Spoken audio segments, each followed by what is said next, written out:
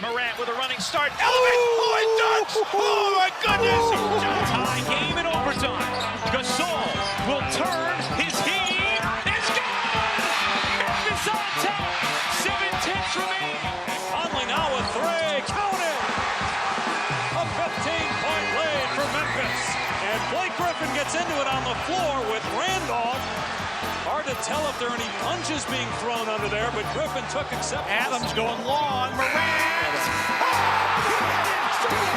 He hit it! John Morant! Insanity! You gotta be kidding me. Welcome to Grits and Grinds, a Memphis Grizzlies podcast. My name is Keith Parrish. The Grizzlies lost to the Oklahoma City Thunder for the 15th straight time. They did keep it within single digits for a lot of the game. The game before that, the Grizzlies lost a disappointing home game against the Washington Wizards. Yes, the team is shorthanded, but that was an opportunity to follow up with a great Timberwolves win, an opportunity to get to 500, and the Grizzlies gave up 77 points in the second half to the Wizards, blew a 20-point lead, so that was not very fun. And on today's episode, we'll talk about both of these games. We'll also talk about some of the injury news for the Grizzlies this holiday episode. Before we get into it, just a reminder, if you want to support the creation of this show, if you want to join our listener group chat over on Slack, you can do all of that at patreon.com/fastbreakbreakfast. A huge thank you to all of those supporters who help the creation of this show over at patreon.com/fastbreakbreakfast. I wouldn't do this without you, so thank you very much. All right. I guess let's start with the Wizards' loss. There's still no Ja Morant. We don't have an injury update on Ja, but it feels extremely safe to say he's not coming back against the Jazz tonight on Tuesday as I record this. I guess maybe he could. I don't know. But you would guess they'd go ahead and give him a couple of days, more days off to get healthy with that twisted ankle that he suffered at the end of the win over the Clippers. Also missing the last couple of games, Vince Williams Jr., he is out with knee soreness. So with those absences against the Wizards, Cam Spencer stepped into the starting lineup. He started the games against the Thunder and the Wizards. Cam missed the game before that for personal reasons, but Cam came back, had a big game against the Wizards, had a career high 11 assists, had 19 points. The Grizzlies got off to, again, a very strong start against the Wizards, despite their shorthanded roster. They got 20 points from Jaren in the first half. Santi Aldama was on an absolute heater. Santi scored 22 points in the first half. So Jaren and Santi combined for 42 points in the first half.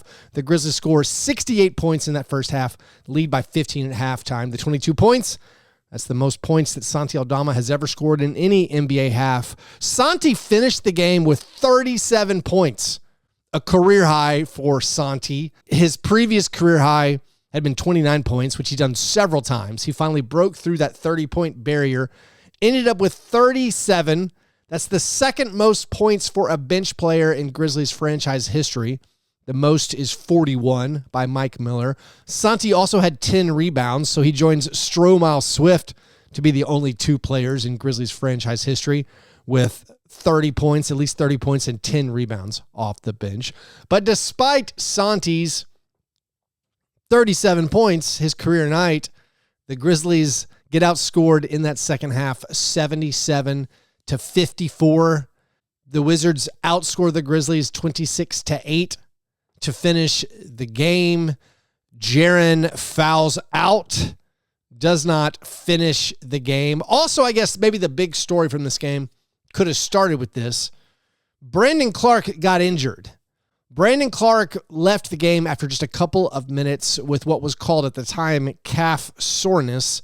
He now has been ruled out for at least the next 3 weeks with a grade 2 calf strain. So big news from the Wizards game is that Brandon Clarke, playing in his second game of the year, He missed the first 20-something games, returning from a knee injury. And, of course, Brandon has already he's had an Achilles tear. And now the calf strains, which are a big deal league-wide, lots of players suffering from calf strains. And honestly, people are a little bit perplexed why there are so many calf strains. But Brandon, who has been injury-plagued to say the least, leaves this game with what looked to be a non-contact calf injury, and he will be reevaluated in a couple of weeks. So all bad news for Brandon. Not good for the Grizzlies and their front court issues. They were granted an emergency hardship exception to add Christian Koloko. Koloko was thrown right into the fire, got posterized against the Thunder on Monday night. But Brandon Clarke leaves this game with injury, and then the Grizzlies let the lead slip away. And I don't think it's a super big deal, honestly, to lose this game to the Wizards. Again, you don't have guards. Cam Spencer's your only dribbler on the whole team. And yes, the Wizards aren't very good. They do have noted Grizz killer CJ McCollum over there, and CJ had a big game against the Grizzlies. But losing a game to the Wizards this shorthanded is not a shocking result. Also, when you pair it with the road win over the Timberwolves, like if you'd lost to the Timberwolves on the road and then beaten the Wizards at home, you're like, great, that's to be expected. So I think the fact that the Grizzlies won the game against the Timberwolves actually kept me from getting super upset about the loss. It just seemed like a thing that could possibly happen being this overwhelmingly shorthanded. Now, the manner in which the loss happens makes it feel a lot worse. Jaren fouling out of the game and the Grizzlies giving up a big run to close the game and to have a 20-point first-half lead get erased and you lose to a bad team, not good. And then also, of course, maybe compounding that is knowing what the schedule looks like and knowing you have to follow up that game by playing the Thunder. And then you have a back-to-back on the road against the Jazz to finish up their schedule before the Christmas Eve break. Now, if the Grizzlies find a way to win at Utah, which frankly won't be that easy, Utah has been playing a little bit better of late, starting with their win that they had against the Grizzlies. Yes, the Grizzlies have lost to the Jazz and the Wizards in the last however many days, 9 days or so.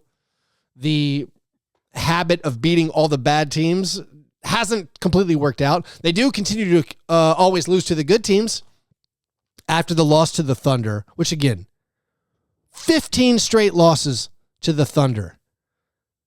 If you want to go back to that 73-point win, the biggest win in NBA history, which they kept talking about during the game, which frankly, I guess it's good for the viewers. It's super annoying, I feel like, for the Thunder fans. They were interviewing Lou Dort on Peacock after the game, and they kept asking him about the 73-point loss because he actually played in that game. It's like, why does he want to hear about this? It's also annoying, I feel like, for Grizzlies fans, because we're like, oh yeah, I remember when things were awesome. Yeah, it was a while ago.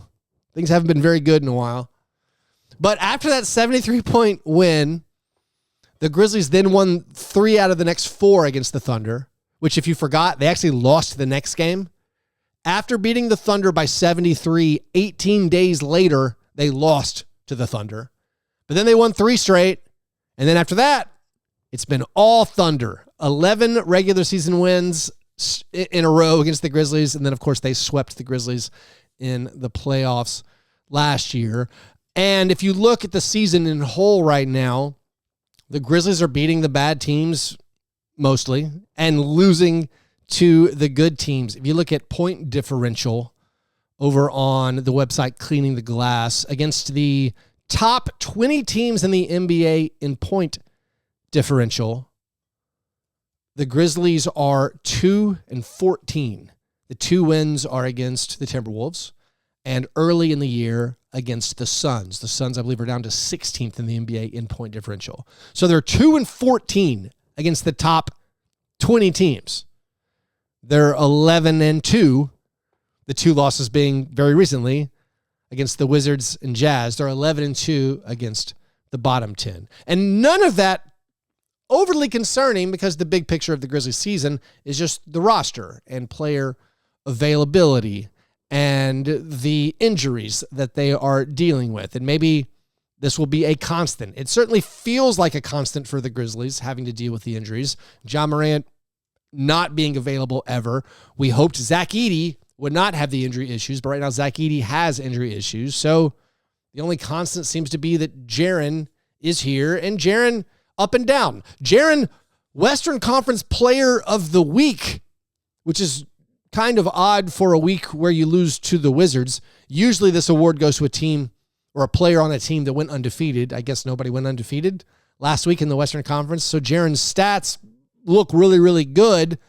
Not weighed in on that is the fact that he had 2 points in the second half against the Wizards as they lose that game. But then Jaren against the Thunder only manages 8 field goal attempts, only scores 11 points. The Thunder are very good at shutting down Jaren Jackson Jr.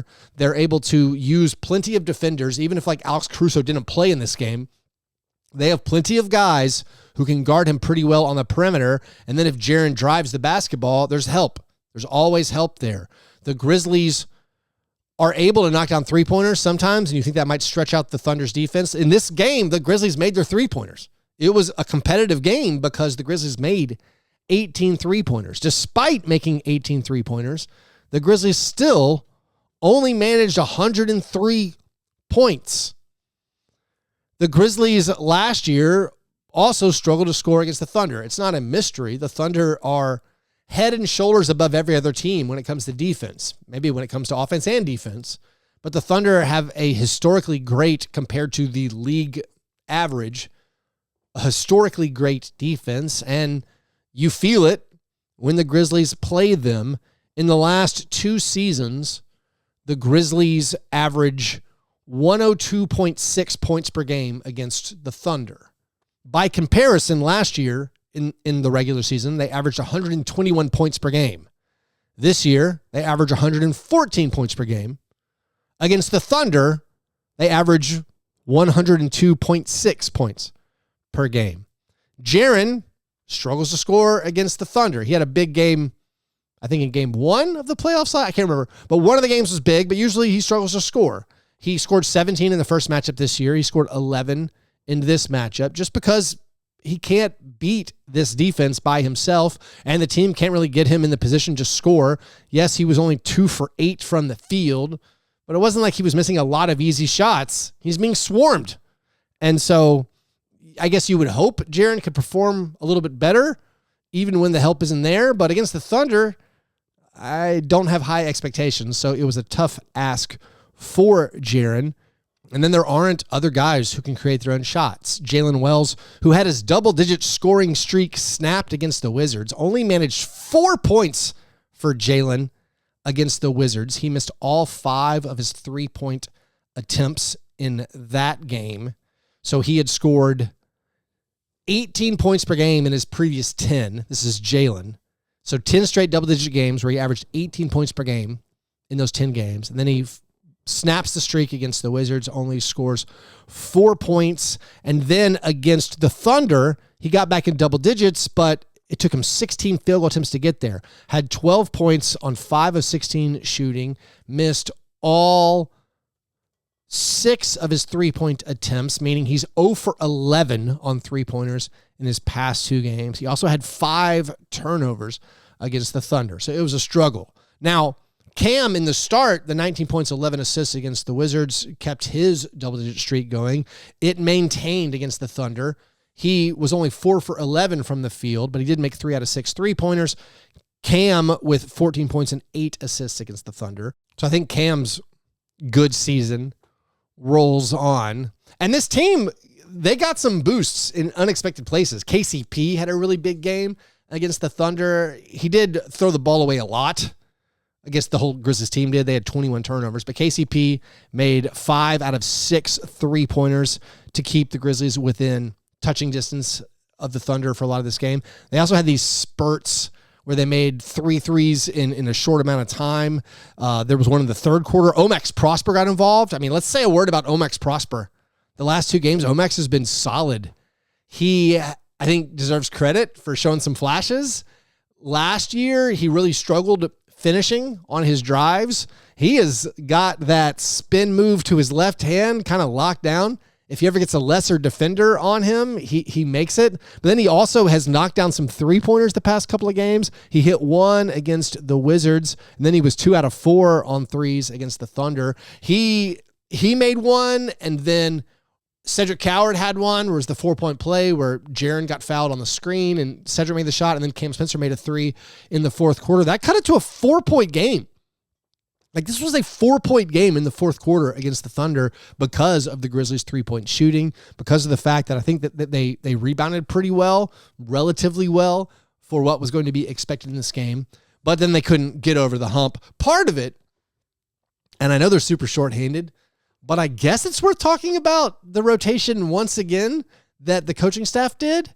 Despite being very shorthanded, despite playing Christian Coloco, who you just signed essentially that day, there was a 3-minute stretch in the fourth quarter from 6.5 minutes left to 3.5 minutes left where Christian Coloco and Omax Prosper were on the court together, and Jaren Jackson Jr. and Cedric Coward and Cam Spencer were all on the bench. They stuck to the pattern of subbing their main guys out. And this actually, they got it within 4 also because KCP hits his 3-pointer. I think it was 7 when all those guys go out of the game. Then KCP hits a 3 after a dry spell. I think both teams didn't score for a few minutes. But then it's pushed back up to 10. And Cedric Coward, Cam Spencer, Jaren Jackson Jr. are not out there. It seems like you might have had an opportunity to continue to cut into the lead if you play more. Now, Cam did play a lot of minutes. He played 35 minutes in this game, so maybe Cam's not supposed to play that much more. But Jaren against the Thunder played less than 32 minutes. I know it's the first night of a back-to-back, but less than 32 minutes for Jaren. And Cedric only played 25 minutes. Cedric Coward against the Thunder had 16 points, 8 rebounds, and he matched his career high with 6 assists. And he only played 25 minutes. I guess you're not expecting to beat the Thunder, but I was kind of shocked at the rigid application of their playing time and their rotation where they pulled the guys out. Like, there's 4 minutes left in the game, and there's no Jaren, there's no Cedric Coward, there's no Cam Spencer. You could argue those are the 3 best players on the team. And they were all off the court, and the Grizzlies don't get the win. Now, let's take a quick break, and then I'm going to come back and wrap up all the stats and notes I have written down for these 2 games.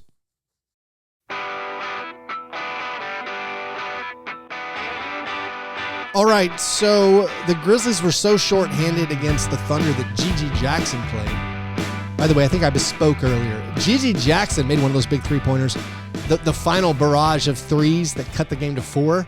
G.G. Jackson catches a really high pass from Jaren Jackson Jr., lands and knocks it down. He makes a couple of corner 3-pointers in this game, finishes with 6 points. Santi Aldama, following up his 37-point outburst, only had 9 points, did have 7 rebounds, was just 4 for 13 from the field. Also, Santi was not getting easy looks. He was trying to score against this Thunder defense with his arrangement of odd shots, some push shots, some fadeaways, some long mid-range jumpers. They didn't fall for him in this game. Jock Landale in the start had a double-double, 11 points and 10 rebounds, made 2 out of 4 3-pointers. Omax Prosper finishes with 8 points and 2 out of 4 from the 3-point line. Jemai Meshack got in the first half, played 6 minutes. Also, Christian Coloco in his Grizzlies debut played 9 minutes and 30 seconds and picked up 1 block, 1 assist, and 1 rebound, and did not attempt a shot. Going back to the Wizards game, in that one, Cedric Coward had 14 points, 6 rebounds. Jock Landale off the bench, just 2 out of 10 shooting the basketball, 5 points and 8 rebounds for him. KCP, 11 points, 5 assists. KCP is averaging a career high in assists so far this year. Omax, again, 3 for 3 from the field against the Wizards.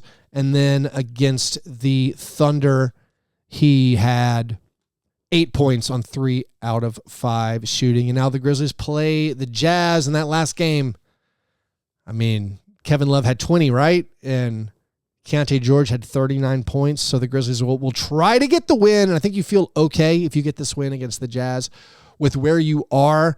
And then you just hope for some kind of injury relief. Trying to figure out who returns first has been a tricky thing. I mean, it might be Ty Jerome, but he's not apparently, according to the people in Memphis who are the reporters there, he's not being seen at practice doing things after practice or anything. So we hoped Ty Jerome and maybe Javon Small would be available sometime early-ish in January. Ja, you would think, is going to return either if he doesn't come back against the Jazz in the game after Christmas. They have a home game against the Bucks on the 26th, and then a chance for revenge against the Wizards. And then you have a kind of tough schedule starting after that. The Sixers, back-to-back games in LA against the Lakers, and then home for the Spurs, the Suns, and the Thunder. That takes you to January 9th. By the way, looking ahead to early January, that game on the 7th against the Suns, a Dylan Brooks showdown, a showdown for our draft pick that we're trying to get from Phoenix. That will be a Grizzlies watch party in Nashville. Come to Nobles East on Wednesday, January 7th for the next Grizzlies watch party. It'll be a lot of fun. I'll be there giving away prizes. We can watch the game together. And with that, happy holidays, everybody. I don't think there's anything else to go over from the last couple of games. Just Brandon Clarke get better, Ja Morant get better, Zach Edey get better, Scottie Pippen Jr., Ty Jerome, everybody else who I haven't named, Vince Williams Jr. get better. Let's get some healthy players for the upcoming year. 2025 is moving into the rear view. I'm glad we don't play the Thunder any more times. The Grizzlies lost to the Thunder 8 times in this calendar year. No, thank you. I don't want to play them anymore. Anyways, happy holidays, everybody. Thanks for listening. Remember, if you want to support the show, patreon.com/fastbreak breakfast. All right, you guys are the best. Talk to you soon. Go Grizz.